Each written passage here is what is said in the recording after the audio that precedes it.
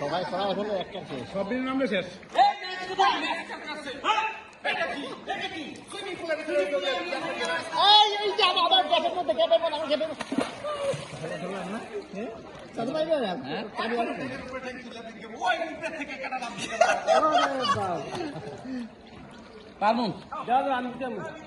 কিন্তু না আর গভীর তো পানি কম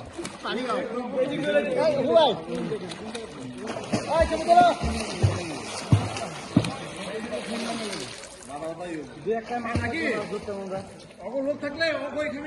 ঢাকু দিয়ে আছে বুঝছো সেরকম করে জমাতে পানি দিব